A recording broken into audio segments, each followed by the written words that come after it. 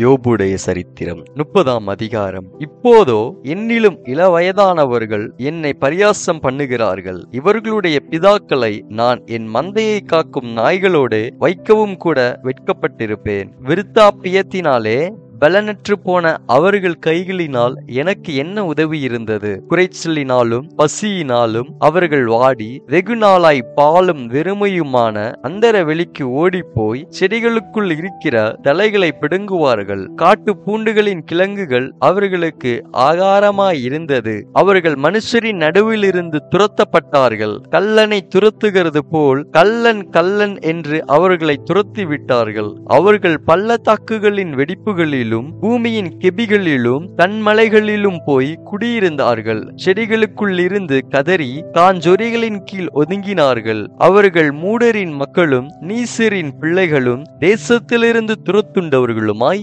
இருந்தார்கள். ஆனாலும் இப்போது நான் அவர்களுக்கு பாட்டும் பழமொழியுமானேன். என்னை அருவருத்து எனக்கு தூரமாகி என் முகத்துக்கு முன்பாக துப்ப கூசாதிருக்கிறார்கள். நான் கட்டின கட்டை அவர் அவிழ்த்து என்னை சிறுமைப்படுத்தினபடியினால் அவர்களும் கடிவாளத்தை என் முகத்துக்கு முன்பாக உதறிவிட்டார்கள். வலது பாரிசத்தில் வாலிபர் எழும்பி என் கால்களை தவறிவிழ பண்ணி தங்கள் கேடான வழிகளை எனக்கு நேராக ஆயத்தப்படுத்துகிறார்கள். என் பாதையை கெடுத்து என் ஆபத்தை வர்த்திக்க பண்ணுகிறார்கள். அதற்கு அவர்களுக்கு ஒத்தாசை பண்ணுகிறவர்கள் தேவையில்லை. பெரிதான திறப்புண்டாக்கி தாங்கள் கெடுத்த வழியில் புரண்டு வருகிறார்கள். பயங்கரங்கள் என் மேல் திரும்பி வருகிறது. அவைகள் காற்றை போல என் ஆத்துமாவை பின்தொடருகிறது. என் சுகவாழ்வு ஒரு மேகத்தை போல் கடந்து போயிற்று. ஆகையால் இப்போது என் ஆத்துமா என்னில் முறிந்து போயிற்று. உபத்திரவத்தின் நாட்கள் என்னை பிடித்துக் கொண்டது. ராக்காலத்திலே என் எலும்புகள் துளைக்கப்பட்டு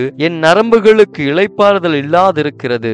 நோயின் உக்கிரத்தினால் என் உடுப்பு வேறுபட்டு போயிற்று. அது என் அங்கியின் கழுத்து பட்டையை போல என்னை சுற்றி கொண்டது. சேற்றிலே தள்ளப்பட்டேன். தூளுக்கும் சாம்பலுக்கும் ஒப்பானேன். உம்மை நோக்கி கூப்பிடுகிறேன். நீர் எனக்கு மறு உத்தரவு கொடாதிருக்கிறீர். கெஞ்சி நிற்கிறேன். என் மேல் பாராமுகமாயிருக்கிறீர். என் மேல் கொடூரம் உள்ளவராக மாறினீர். உம்முடைய கரத்தின் வல்லமையால் என்னை விரோதிக்கிறீர். நீர் என்னை தூக்கி என்னை காற்றிலே பறக்கவிட்டு என்னை பயத்தினால் உருகி போக பண்ணுகிறீர். சகல ஜீவாத்துமாக்களுக்கும் குறிக்கப்பட்ட தாவரமாகிய மரணத்துக்கு என்னை ஒப்புக் கொடுப்பீர் என்று அறிவேன். ஆனாலும் நான் யாதொருவனை அவன் ஆபத்திலே தவிக்க பண்ணினதும் துன்னாலை கண்டவனுக்காக நான் அழாதிருந்ததும் எளியவனுக்காக என் ஆத்துமா வியாக்குலப்படாதிருந்ததும் உண்டானால் அவர் என் மனுவுக்கு இடம் கொடாமல் எனக்கு விரோதமாய் தமது கையை நீட்டுவாராக.